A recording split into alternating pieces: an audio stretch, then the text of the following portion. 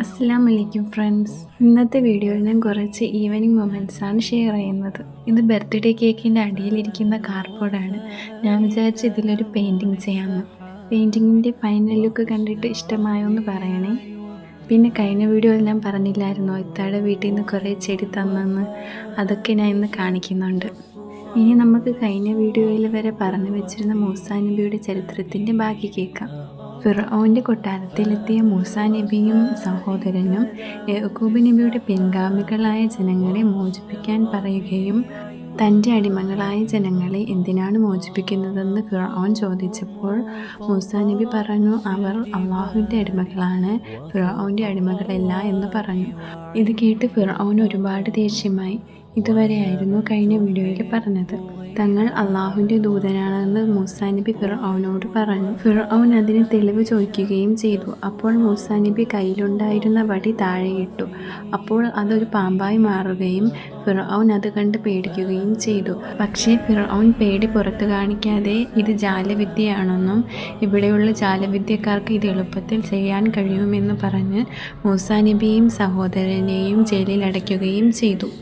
എന്നിട്ട് ഫിർഔൻ ഒരു മത്സരം പ്രഖ്യാപിച്ചു. മൂസാ നബിയും സഹോദരനും ഒരു ഭാഗത്തും ആ പട്ടണത്തിലുള്ള ജാലവിദ്യക്കാരെല്ലാവരും ഒരു ഭാഗത്തും.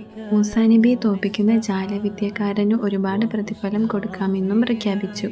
അങ്ങനെ മത്സരം തുടങ്ങുകയും മൂസാ നബി ജാലവിദ്യക്കാരടുത്ത് ആദ്യം തുടങ്ങുവാൻ പറയുകയും ചെയ്തു. അപ്പോൾ ജാലവിദ്യക്കാരെല്ലാം അവരുടെ കയ്യിലുണ്ടായിരുന്ന വടി താഴെയിട്ട് പാമ്പാക്കി. ഇത് കണ്ട് ഫിർഔൻ സന്തോഷവാനായി. മൂസാ നബിയും ഒന്ന് പേടിച്ചെങ്കിലും അള്ളാഹുവിൽ വിശ്വാസമർപ്പിച്ചു. എന്നിട്ട് തൻ്റെ കയ്യിലുണ്ടായിരുന്ന വടി താഴെയിട്ടു. അപ്പോൾ അതൊരു വലിയ പാമ്പായി മാറുകയും മറ്റു ജാലവിദ്യക്കാർ ഇട്ട വടിയിൽ നിന്നുണ്ടായ പാമ്പിനെയെല്ലാം ആ വലിയ പാമ്പ് വിഴുങ്ങുകയും ചെയ്തു. അപ്പോൾ അവിടെ ഉണ്ടായിരുന്ന ജനങ്ങളെല്ലാം മൂസാ നബി പറയുന്നത് സത്യമാണെന്നും അള്ളാഹുവിൽ വിശ്വസിക്കുവാനും തുടങ്ങി.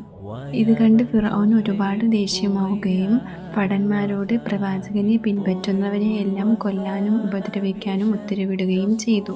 ഏറെ വിഷമിച്ചിരുന്ന മൂസാ നബിക്ക് അള്ളാഹുവിൽ നിന്ന് സന്ദേശം വരികയും ജനങ്ങളെ മോചിപ്പിച്ചില്ലെങ്കിൽ ഫിർഔനും ഈജിപ്തിനും വലിയ ദോഷം വരാനിരിക്കുന്നു എന്ന താക്കീത് ഫിർഔന് കൊടുക്കാൻ പറയുകയും ചെയ്തു.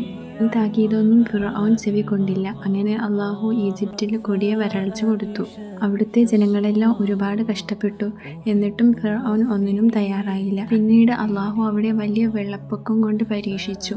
ഇത് കാരണം അവിടെയുള്ള ഒരുപാട് ജനങ്ങളും മൃഗങ്ങളും മരണപ്പെട്ടു പോയി.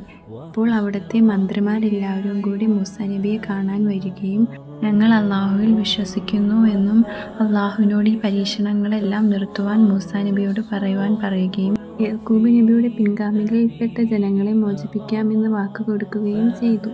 അങ്ങനെ അള്ളാഹു പരീക്ഷണം മാറ്റിക്കൊടുക്കുകയും പക്ഷേ മന്ത്രിമാർ അവരുടെ വാക്ക് പാലിക്കാതിരിക്കുകയും ചെയ്തു.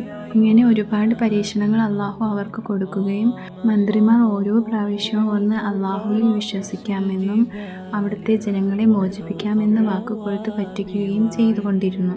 അങ്ങനെ അള്ളാഹു മൂസാ നബിയോട് അവിടുത്തെ ജനങ്ങളെയും കൊണ്ട് ആ നാട് വിടുവാൻ കൽപ്പിച്ചു.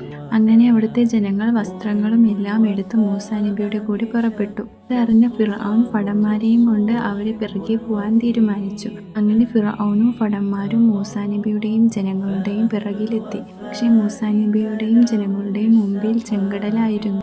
അപ്പോൾ മൂസാ നബിക്ക് അള്ളാഹുവിൻ്റെ കൽപ്പന വരികയും അള്ളാഹുവിൻ്റെ കൽപ്പന പ്രകാരം മൂസാ നബി കയ്യിലുണ്ടായിരുന്ന വടി നിലത്തടിക്കുകയും ചെയ്തു.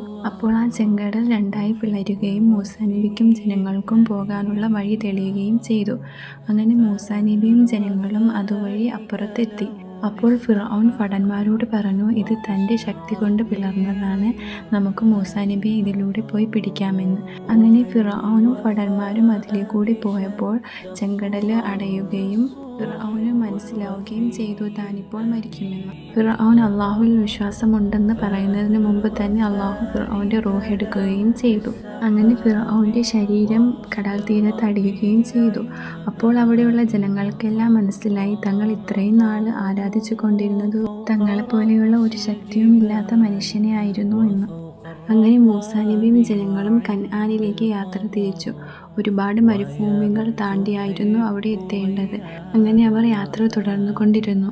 അള്ളാഹു അവരെ സംരക്ഷിക്കുകയും ചെയ്തു. അവർക്ക് വിശക്കുമ്പോൾ പ്രത്യേകതരം ആഹാരങ്ങളും അവർക്ക് അള്ളാഹു കൊടുത്തുകൊണ്ടിരുന്നു. അങ്ങനെ അവർ സീനായി പർവ്വതത്തിൻ്റെ പ്രദേശത്തിലെത്തി. അപ്പോൾ മൂസാ നബിക്ക് താൻ പണ്ട് അള്ളാഹുവിനോട് സംസാരിച്ച കാര്യങ്ങളൊക്കെ ഓർമ്മ വന്നു. അങ്ങനെ മൂസാ നബി ഒന്നുകൂടി ആ മല കയറാൻ തീരുമാനിച്ചു. അങ്ങനെ ജനങ്ങളെ സഹോദരനായ ഹാറൂനിൽ സംരക്ഷണം ഏൽപ്പിച്ച് മൂസാ നബി മല കയറാൻ തുടങ്ങി. പക്ഷേ അള്ളാഹുവിൻ്റെ കൽപ്പന വന്നു 30 ദിവസം നോമ്പനുഷ്ഠിച്ച് ആ മല കയറാവൂ എന്ന്. പിന്നീടത് 10 ദിവസം കൂടി കൂടുതലാക്കുകയും മൂസാ നബി നോമ്പനുഷ്ഠിച്ച് മല കയറുകയും ചെയ്തു. അങ്ങനെ പർവ്വതമുകളിലെത്തിയ മൂസാ നബിക്ക് അള്ളാഹു തൗറാത്ത് എന്ന ഗ്രന്ഥം കൊടുക്കുകയും ചെയ്തു.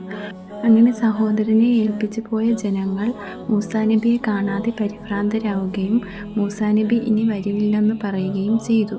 അപ്പോൾ ആ കൂട്ടത്തിലുണ്ടായിരുന്ന ഒരാൾ അവിടെ ഉണ്ടായിരുന്ന ജനങ്ങളുടെ ആഭരണങ്ങളെല്ലാം ഊരിയെടുത്ത് ഒരു വിഗ്രഹം രൂപമുണ്ടാക്കി. എന്നിട്ട് അതിൽ ആരാധിക്കുവാൻ തുടങ്ങി. മറ്റുള്ള ജനങ്ങളെയും അതിനെ നിർബന്ധിച്ചു. അങ്ങനെ മൂസാ നബി പർവ്വതത്തിൽ നിന്ന് വരികയും ജനങ്ങൾ ഈ വിഗ്രഹത്തെ ആരാധിക്കുന്നത് കാണുകയും ചെയ്തു. ബാക്കി ചരിത്രം ഞാനിനി അടുത്ത വീഡിയോയിൽ പറയാം. ഇന്നത്തെ വീഡിയോ ഇത്രയേ ഉള്ളൂ. Thank you for watching. ഇനി ഞാൻ അടുത്ത വീഡിയോ വെള്ളിയാഴ്ച ഇടാം.